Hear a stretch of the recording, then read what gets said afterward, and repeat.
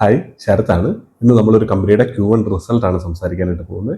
റിസൾട്ടിന്റെ numbers പറയുന്നതിന് മുമ്പായിട്ട് കുറച്ച് കാര്യങ്ങളൊക്കെ പറയാം.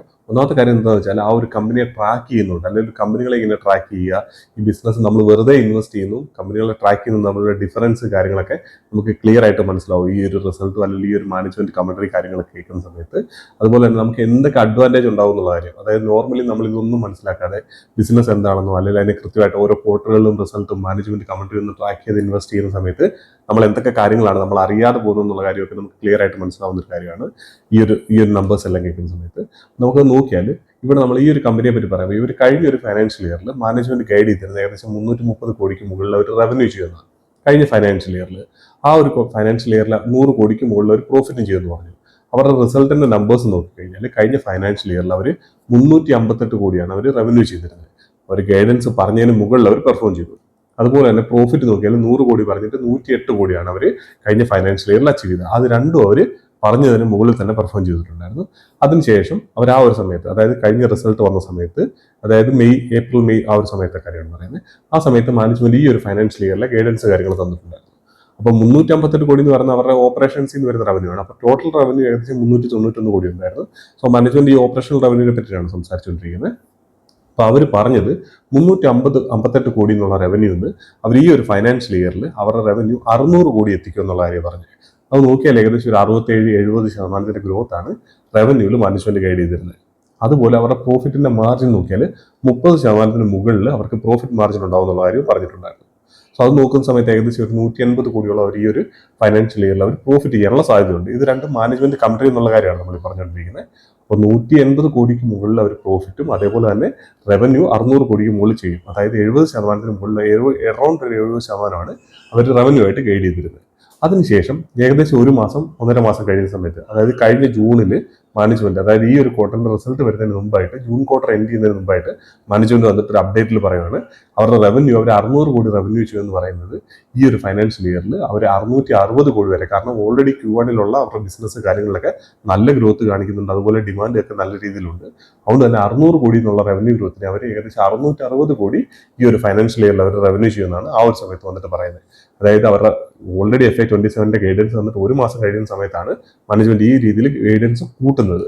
ആ ഒരു സമയത്ത് നമ്മൾ നോക്കിയാൽ ഏകദേശം അവരുടെ ഒരു പ്രോഫിറ്റ് മാർജിൻ നോക്കിയാൽ, അത് വെച്ച് നോക്കിയാൽ 180 കോടി എന്നുള്ള പ്രോഫിറ്റിന് വരെ ഏകദേശം ഒരു 200 കോടിയോളം അവർ പ്രോഫിറ്റ് ചെയ്യാനുള്ള സാധ്യതയും വളരെ കൂടുതലായിരുന്നു. അങ്ങനെയായിരുന്നു ഈ ഒരു Q1 എൻഡ് ചെയ്യുന്ന സമയത്തായിരുന്നു നമ്മൾ അറിഞ്ഞിട്ടുള്ളത്. അതിനുശേഷം ഈ Q1 റിസൾട്ട് വരുന്ന സമയത്ത്, അതായത് ഈ മാസം ഒരു റിസൾട്ട് വരുന്ന സമയത്ത് മാനേജ്മെന്റ് അപ്ഡേറ്റിൽ വീണ്ടും അവരുടെ ഗൈഡൻസ് കൂട്ടുകയാണ് ചെയ്തത്. കാരണം ഈ ഒരു ക്വാർട്ടറിലെ റിസൾട്ട് അവർ ഉദ്ദേശിച്ചതിനെ കഴിഞ്ഞൊക്കെ മുകളിൽ നല്ല രീതിയിൽ പെർഫോമൻസ് വരികയും പിന്നീട് മുന്നിലേക്ക് നോക്കിക്കഴിഞ്ഞാൽ ഈ ഒരു ഫൈനാൻഷ്യൽ ഇയറിൽ അവർ നേരത്തെ പറഞ്ഞ ഗൈഡൻസിന് മുകളിൽ അവർക്ക് പെർഫോം ചെയ്യാനുള്ള സാധ്യത ഉണ്ടെന്ന് കണ്ടുകൊണ്ട് തന്നെ മാനേജ്മെന്റ് ഇപ്പോൾ പറയുന്ന റവന്യൂ ഗ്രോത്ത് എന്ന് പറയുന്നത് ഏകദേശം 725 കോടിയുടെ റവന്യൂ, 725 to 750 കോടിയുടെ റവന്യൂ ഈ ഒരു ഫൈനാൻഷ്യൽ ഇയർ ചെയ്യുമെന്നുള്ള കാര്യമാണ്.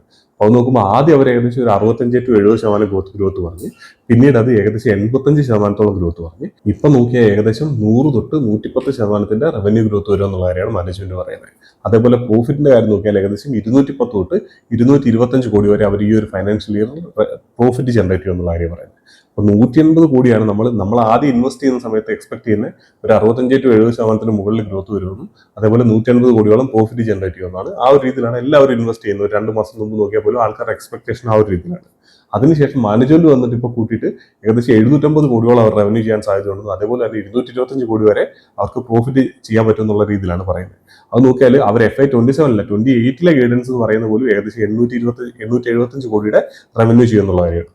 നോക്കി ഇപ്പൊ തന്നെ 750 കോടി അവർ പറയുന്നുണ്ട്. 600-ന്ന് 875 600-ന്ന് 875. സോ അങ്ങനെ ഗ്രോ ചെയ്യും 45% അടുത്ത വർഷം FY28 ഗ്രോ ചെയ്യുമെന്ന് പറഞ്ഞാണ്. ഇപ്പൊ നോക്കിയാൽ ഈ ഒരു ഫൈനാൻഷ്യൽ ഇപ്പൊ തന്നെ 750 കോടിക്കാണ് അവർ റവന്യൂ പറയുന്നത്. ചിലപ്പോൾ ഒരുപക്ഷെ നമുക്ക് പറയാൻ പറ്റില്ല, ഫസ്റ്റ് ക്വാർട്ടറിൽ തന്നെയാണ് അവർ ഈ രീതിയിൽ ഗൈഡൻസ് കൂട്ടിയിരിക്കുന്നത്. 600-ന്ന് 750 കോടിയിലേക്ക് റവന്യൂ കൂട്ടിയിരിക്കുന്ന ഒരൊറ്റ ക്വാർട്ടറിന്റെ ഡിഫറൻസിലാണ്. സോ അതുകൊണ്ട് തന്നെ ചിലപ്പോൾ ഒരുപക്ഷെ ഈ ഒരു ഫൈനാൻഷ്യൽ ഇയർ എൻഡ് ചെയ്യുന്ന സമയത്ത് ചിലപ്പോൾ 800 കോടിയൊക്കെ അവർ ചിലപ്പോൾ പ്രോഫിറ്റ് റവന്യൂ ജനറേറ്റ് ചെയ്യുന്നിരിക്കാം. അങ്ങനെ വരുമ്പോൾ ഏകദേശം അവർ FY28 പറഞ്ഞിരുന്നത് അടുത്ത വർഷത്തേക്ക് പറഞ്ഞിരിക്കുന്ന റവന്യൂ ഗ്രോത്തിന് അടുത്തേക്ക് ഈ ഒരു വർഷം അവർ റവന്യൂ എത്താനായിട്ട് പോവാണ്.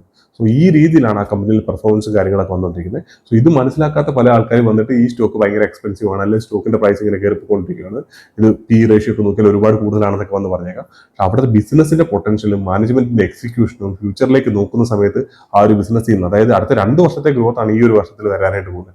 സോ ആ ഒരു രീതിയിലുള്ള പെർഫോമൻസ് കാര്യങ്ങൾ വരുമ്പോൾ അങ്ങനത്തെ സ്റ്റോക്കുകളുടെ ഡിമാൻഡ് കാര്യങ്ങൾ ഓൾറെഡി ഉണ്ടാവും. സ്വാഭാവികമായിട്ടും ആളുകൾ അത് ബൈ ചെയ്യാൻ റെഡി ആയിരിക്കും. ആ ഒരു എക്സിക്യൂഷൻ എന്തെങ്കിലും കുഴപ്പം വന്നു കഴിഞ്ഞാൽ സ്വാഭാവികമായിട്ടും ഇതേപോലെ തന്നെ, കാരണം ആൾക്കാർ ഇപ്പോൾ എക്സ്പെക്ട് ചെയ്യുന്ന അവർ FY28 അടുത്തേക്കുള്ള റവന്യൂയിലേക്ക് ഒരുപക്ഷെ ഈ ഒരു വർഷം തന്നെ എത്തിയേക്കും എന്നുള്ള രീതിയിൽ, ആ ഒരു രീതിയിൽ നമ്മൾ ഹൈ എക്സ്പെക്ടേഷൻ ഭയങ്കരമായിട്ട് കൂടിയിട്ടുണ്ട്. അപ്പോൾ ആ ഒരു രീതിയിൽ അതേ രീതിയിൽ കമ്പനി പെർഫോം ചെയ്തുകൊണ്ടിരുന്നത്, ആ എക്സിക്യൂഷൻ അതുപോലെ തന്നെ അവർ കണ്ടിന്യൂ ചെയ്തുകൊണ്ടിരുന്നാൽ ഈ പറഞ്ഞ ഹൈ വാല്യൂഷൻ ഒന്നും യാതൊരു പ്രശ്നമല്ല പലർക്കും ആ ഒരു സ്റ്റോക്കിൽ. അതുകൊണ്ടാണ് നമ്മൾ പറയുന്നത് ഈ ഒരു സ്റ്റോക്കുകളെ ട്രാക്ക് ചെയ്യുക എന്ന് പറയുന്നത് വളരെ ഇമ്പോർട്ടന്റ് ആയിട്ടുള്ള കാര്യമാണ്. ഇതൊരു ഇൻവെസ്റ്റ്മെന്റ് അഡ്വൈസ് ആയിട്ട് കാര്യങ്ങളായിട്ടൊന്നും എടുക്കരുത്. ഞാൻ എങ്ങനെയാണ് സ്റ്റോക്കുകളെ ട്രാക്ക് ചെയ്യുന്നത്, അല്ലെങ്കിൽ ട്രാക്ക് ചെയ്യുന്ന സമയത്ത് നമുക്ക് എന്തൊക്കെ അഡ്വാൻറ്റേജ് ആണ് കിട്ടുന്നത്, അല്ലെങ്കിൽ ഈ ബിസിനസ്സിൽ നടക്കുന്ന എന്തൊക്കെ കാര്യങ്ങളാണ് നമ്മൾ ക്ലിയർ ആയിട്ട് അറിയുന്നത്, അല്ലെങ്കിൽ നമ്മളിത് അറിഞ്ഞുകൊണ്ട് ഇൻവെസ്റ്റ് ചെയ്യുന്ന ഒരു വ്യത്യാസം ഉണ്ടല്ലോ. ഇതൊന്നും അറിയാതെ വെറുതെ നമ്മൾ ചാർട്ട് നോക്കിയിട്ടോ വെറുതെ വേറെ ആരെങ്കിലും പറയുന്നത് കേട്ടോ ഇൻവെസ്റ്റ് ചെയ്യുന്നു, ഈ കാര്യങ്ങളും വ്യത്യാസങ്ങളും അറിഞ്ഞുകൊണ്ട് നമ്മൾ ഇൻവെസ്റ്റ് ചെയ്യുന്നത് തമ്മിൽ ഒരുപാട് ഡിഫറൻസ് ഉണ്ട്. സോ അതൊക്കെ ഒന്ന് അണ്ടർസ്റ്റാൻഡ് ചെയ്യാൻ വേണ്ടിയാണ് ഈ കാര്യങ്ങളൊക്കെ ഡീറ്റെയിൽ ആയിട്ട് പറയുന്നത്. അപ്പോൾ നമ്മൾ സംസാരിക്കുന്ന കമ്പനിയാണ് ഇപ്പോൾ പലർക്കും മനസ്സിലായി കാണും. നമ്മൾ ഓൾറെഡി അവരുടെ ബിസിനസ് അനാലിസിസ് കാര്യങ്ങളൊക്കെ ചെയ്താണ്. ക്യൂപിഡ് എന്നാണ് കമ്പനിയുടെ പേര്, CUPID. ക്യൂപിഡിന്റെ റിസൾട്ടിന്റെ ഡീറ്റെയിൽസും കാര്യങ്ങളൊക്കെയാണ് നമ്മളിപ്പോൾ സംസാരിച്ചുകൊണ്ടിരുന്നത്. അപ്പോൾ അറിയാത്ത ആൾക്കാർക്ക് നമ്മൾ ഓൾറെഡി നമ്മുടെ ചാനലിൽ പ്ലേലിസ്റ്റ് ഉണ്ട്, അതായത് ബിസിനസ് അനാലിസിസ് എന്ന് പറഞ്ഞിട്ട്. സോ അതിൽ നമ്മൾ കഴിഞ്ഞ റിസൾട്ട് വന്ന സമയത്തോ അല്ലെങ്കിൽ ബിസിനസിനെ പറ്റിയിട്ട് ആദ്യമായിട്ട് സംസാരിക്കുമ്പോൾ ഡീറ്റെയിൽ ആയിട്ടുള്ള കമ്പനിയുടെ എന്തൊക്കെ ബിസിനസ്സാണ് അവർ ചെയ്യുന്നത് എന്നുള്ള കാര്യങ്ങളൊക്കെ നമ്മൾ ഡീറ്റെയിൽ ആയിട്ട് സംസാരിച്ചിട്ടുള്ളത്. അപ്പോൾ അത് നോക്കിയാൽ നിങ്ങൾക്ക് ഏകദേശം ഒരു ധാരണ കിട്ടും. അതിനുശേഷം നമ്മളിപ്പോൾ ഈ ഒരു റിസൾട്ടിലേക്ക് നോക്കിയാൽ അവരുടെ റവന്യൂ ഗ്രോത്ത് എന്ന് പറയുന്നത് ഏകദേശം 142% ടോട്ടൽ റവന്യൂ ഗ്രോത്ത്. അവർ ഓപ്പറേഷൻസിൽ നിന്നുള്ള റവന്യൂ ഗ്രോത്ത് നോക്കിയാൽ അത് ഏകദേശം 159% അവരുടെ റവന്യൂവിൽ ഗ്രോത്ത് വന്നിരിക്കുന്നത്. അതേപോലെ തന്നെ പ്രോഫിറ്റിൽ നോക്കി കഴിഞ്ഞാൽ പ്രോഫിറ്റിൽ നല്ല രീതിയിലുള്ള ഗ്രോത്ത് കാര്യങ്ങളൊക്കെ വന്നിട്ടുണ്ട്. കാരണം കമ്പനിയിൽ നല്ല ഓപ്പറേറ്റിംഗ് ലിവറേജും കാര്യങ്ങളൊക്കെ കിട്ടിയിരിക്കുന്ന കാണാനായിട്ട് നോക്കും. PBT നോക്കിയാൽ ഏകദേശം 200% മുകളിൽ, അതായത് പ്രോഫിറ്റ് ബിഫോർ ടാക്സ് എന്ന് പറയുന്നത് ഏകദേശം 200% മുകളിലാണ് PBTയിൽ ഗ്രോത്ത് വന്നിട്ടുള്ളത്. നല്ല രീതിയിലുള്ള ഗ്രോത്ത് കാര്യങ്ങൾ വന്നിട്ടുണ്ട്. ഏകദേശം 44-45 കോടി രൂപയോളാണ് അവരുടെ ഈ ഒരു ക്വാർട്ടറിലെ പ്രോഫിറ്റ് എന്ന് പറയുന്നത്. ഫുൾ ഫൈനാൻഷ്യൽ ഇയർ നമ്മൾ എക്സ്പെക്ട് ചെയ്യുന്നത് 210 തൊട്ട് 225 കോടിയുടെ പ്രോഫിറ്റ് ചെയ്യുന്നുള്ള കാര്യമാണ്. അത് നോക്കുമ്പോഴത്തേക്ക് കുറവായിട്ട് തോന്നിക്കാം Q1. പക്ഷേ Q1 എന്ന് പറഞ്ഞാൽ അവരുടെ ഏറ്റവും ലീൻ ആയിട്ടുള്ള ക്വാർട്ടറാണ്. സോ അതുകൊണ്ട് തന്നെ H2 ആണ് അവരുടെ നന്നായിട്ട് പെർഫോമൻസ് വരുന്നത്. അതുകൊണ്ട് തന്നെ വരുന്ന ക്വാർട്ടറുകളിൽ ഓരോ ക്വാർട്ടറുകളിലും ഈ പെർഫോമൻസ് കാര്യങ്ങളൊക്കെ കൂടിക്കൊണ്ടേയിരിക്കുകയുള്ളൂ. സോ നല്ല രീതിയിലുള്ള നമ്പേഴ്സ് കാര്യങ്ങളാണ് പോസ്റ്റ് ചെയ്തിരിക്കുന്നത്. അവരുടെ പ്രോഫിറ്റ് മാർജിൻ നോക്കിയാൽ ഈ ഒരു ക്വാർട്ടറിൽ 28% പ്രോഫിറ്റ് മാർജിൻ. അത് നോക്കുമ്പോൾ മാനേജ്മെന്റ് പറയുന്നത് 30% 28 ഉള്ളൂ. അപ്പോൾ മാനേജ്മെന്റ് പറഞ്ഞ് എത്തിയില്ലെന്ന് നമുക്ക് തോന്നിയേക്കാം. അപ്പോഴാണ് നമ്മൾ ഇയർ ഓൺ ഇയർ കമ്പാരിസൺ കാര്യങ്ങൾ ചെയ്യേണ്ടത്. കഴിഞ്ഞ വർഷം അവർ ഫുൾ ഇയറിൽ അവർ 30% അവർക്ക് പ്രോഫിറ്റ് മാർജിൻ ഉണ്ടായിരുന്നു. സോ ആ സമയത്ത് അവരുടെ Q1 അവരുടെ പ്രോഫിറ്റ് മാർജിൻ എന്ന് പറയുന്നത് 25% അടുത്തേ ഉള്ളായിരുന്നു അവർക്ക് പ്രോഫിറ്റ് മാർജിൻ Q1. ആ സെയിം ടൈമിൽ ഈ വർഷം അവർക്ക് 28%ലേക്ക് Q1 തന്നെ അവർക്ക് പ്രോഫിറ്റ് മാർജിൻ എത്തിക്കാൻ പറ്റിയിട്ടുണ്ട്. കഴിഞ്ഞ വർഷം Q1 അവർ 25% പ്രോഫിറ്റ് മാർജിൻ ചെയ്തിട്ട് ഫുൾ ഇയർ എൻഡ് ചെയ്ത് 30% പ്രോഫിറ്റ് മാർജിനാണ്. ഈ വർഷം അവർ 28% Q1 ചെയ്താൽ അവർക്ക് സ്വാഭാവികമായിട്ടും ഈ 30% എന്നുള്ള ഗൈഡൻസിന് മുകളിൽ പെർഫോം ചെയ്യാനുള്ള സാധ്യത വളരെ കൂടുതലാണ്. എന്തായാലും പക്ഷെ നമ്മൾ അതൊന്നും വെച്ചിട്ട് കാൽക്കുലേഷൻസ് കാര്യങ്ങൾ ചെയ്യുന്നതിനകത്ത് വലിയ അർത്ഥം കാര്യങ്ങളൊന്നുമില്ല. മാനേജ്മെന്റ് എന്താണ് പറയുന്നത് അതാണ് നമ്മൾ ക്ലിയർ ആയിട്ട് കേൾക്കേണ്ടത്. അപ്പോൾ അത് നോക്കുമ്പോഴത്തേന് എന്തായാലും അവർ പറഞ്ഞിരിക്കുന്ന ഗൈഡൻസിന് അവർ ഗൈഡൻസ് കൂട്ടിയിട്ട് കൊടുത്ത്, അതുപോലെ തന്നെ അവർ ഈ പറഞ്ഞിരിക്കുന്നത് വെച്ച് നോക്കുമ്പോൾ എന്തായാലും പ്രോഫിറ്റ് മാർജിൻ്റെ ഒക്കെ പെർസെൻറ്റേജ് ഒന്നും 30% താഴേക്ക് പോകാനുള്ള സാധ്യത വളരെ കുറവാണ്. നല്ല രീതിയിലാണ് പെർഫോമൻസും കാര്യങ്ങളെല്ലാം വന്നുകൊണ്ടിരിക്കുന്നത്. പിന്നെ അവരുടെ ക്യാപെക്സിന്റെ കാര്യം പറഞ്ഞു, അവർ പുതിയ ഫെസിലിറ്റി കാര്യങ്ങളൊക്കെ വരുന്നതിനെ പറ്റി പറഞ്ഞിട്ടുണ്ടായിരുന്നു. മെയിൽ കോണ്ടംസിന്റെ കപ്പാസിറ്റി അവർ ഏകദേശം 125 ബില്യൺ ആയിട്ട് കൂട്ടാൻ പോകുന്നുണ്ട്. ഏകദേശം 77 മില്യണോളം അവർ 770 മില്യണോളം അവർ പുതിയതായിട്ട് ആഡ് ചെയ്യുന്നുണ്ട്. സോ അതൊക്കെ കൃത്യമായിട്ട് നടക്കുന്നുണ്ട്. അത് ഈ Q3 അതിന്റെ കംപ്ലീഷൻ കാര്യങ്ങളൊക്കെ ഉണ്ടാവുന്ന കാര്യമാണ് മാനേജ്മെന്റ് പറഞ്ഞിട്ടുള്ളത്. സോ ആ രീതിയിലൊക്കെ നോക്കിയാൽ ക്യാപെക്സും കാര്യങ്ങളും കൃത്യമായിട്ട് ചെയ്യുന്നുണ്ട്. അവരുടെ എക്സ്പാൻഷനും കാര്യങ്ങളെല്ലാം നല്ല രീതിയിൽ നടക്കുന്നുണ്ട്. നല്ല രീതിയിൽ ഡിമാൻഡ് ഉണ്ട്. എക്സ്പോർട്ട് കാര്യങ്ങൾ നന്നായിട്ട് നടക്കുന്നുണ്ട്. മാർജിൻസ് ഇംപ്രൂവ് ചെയ്യുന്ന കാര്യങ്ങളിലേക്ക് അവർ കൂടുതലായിട്ട് കോൺസെൻട്രേറ്റ് ചെയ്തിട്ടുണ്ട്. അത് നമ്മൾ നേരത്തെ പറഞ്ഞിട്ടുണ്ട്. നേരത്തെ ഒരു B2B ബിസിനസ് ആയിരുന്നു കൂടുതലായിട്ട് ചെയ്തിരുന്നത്. ഇപ്പോൾ ഒരു B2B ഉണ്ട്, അതിൻ്റെ കൂടെ തന്നെ B2C ഉണ്ട്. അതായത് ഡയറക്റ്റ് കൺസ്യൂമേഴ്സിലേക്ക്, അല്ലെങ്കിൽ നമ്മളെപ്പോലുള്ള കസ്റ്റമേഴ്സിലേക്ക് ഡയറക്റ്റ് ആയിട്ട് അവർ സെല്ല് ചെയ്യാൻ സ്റ്റാർട്ട് ചെയ്തിട്ടുണ്ട്. ബസാർ സ്റ്റൈലുമായിട്ടുള്ള ടൈപ്പും കാര്യങ്ങളൊക്കെ നമ്മൾ സംസാരിച്ചാണ്. സോ ആ ഒരു രീതിയിൽ വരുമ്പോൾ തന്നെ ഇവരുടെ മാർജിൻസ് കാര്യങ്ങളെല്ലാം അതുകൊണ്ടാണ് കൂടുതലായിട്ട് ഇംപ്രൂവ് ആയിക്കൊണ്ടിരിക്കുന്നത്. അതേപോലെ അവരുടെ FMCG പ്രൊഡക്റ്റുകൾക്കൊക്കെ നല്ല ഡിമാൻഡ് കാര്യങ്ങൾ വരുന്നുണ്ട്. ഇതെല്ലാം പുതിയതായിട്ട് സ്റ്റാർട്ട് ചെയ്ത വിങ്ങാണ്. സോ ഇതെല്ലാം മാർജിൻ ഇംപ്രൂവ് ചെയ്യാണ്ട് ഹെൽപ്പ് ചെയ്യുന്നത്. കാരണം ഇതെല്ലാം B2C ആണ്. ഡയറക്റ്റ് കൺസ്യൂമേഴ്സിലേക്ക് കസ്റ്റമേഴ്സിലേക്ക് സെല്ല് ചെയ്തുകൊണ്ടിരിക്കുന്നതാണ്. സോ ആ ഒരു രീതിയിൽ നോക്കുമ്പോഴത്തേക്കും ബിസിനസിന്റെ ഡയറക്ഷനും കാര്യങ്ങളെല്ലാം നല്ല രീതിയിൽ തന്നെയാണ് പോയിക്കൊണ്ടിരിക്കുന്നത്. അപ്പോൾ ഇത്തരം കാര്യങ്ങളൊക്കെയാണ് ഈ ഒരു കമ്പനിയെ പറ്റി പറയാനുള്ളത്. പിന്നെ വാല്യൂഷൻസ് നോക്കിക്കഴിഞ്ഞാൽ ഞാൻ പറഞ്ഞു, ഇപ്പോൾ കറണ്ട് വാല്യൂഷൻസ് പറഞ്ഞാൽ സ്റ്റോക്കിന്റെ പ്രൈസ് എന്ന് പറഞ്ഞാൽ നേരെ മുകളിലോട്ട് പോയിക്കൊണ്ടിരിക്കുകയാണ്. അതുകൊണ്ട് ഇപ്പോഴത്തെ അവരുടെ P റേഷ്യോ ഒക്കെ നോക്കിയാൽ ഏകദേശം 288.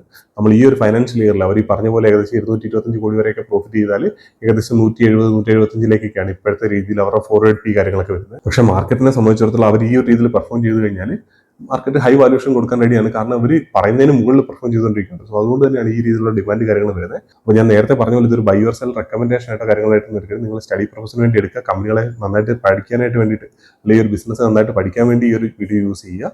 അതിനുശേഷം നന്നായിട്ട് സ്റ്റഡി ചെയ്തതിന് ശേഷം മാത്രം നിങ്ങളുടെ ഇൻവെസ്റ്റ്മെന്റ് ഡിസിഷൻസ് കാര്യങ്ങളൊക്കെ മേക്ക് ചെയ്യുക. നമുക്ക് എന്തായാലും അടുത്തൊരു വീഡിയോയിൽ കാണാം.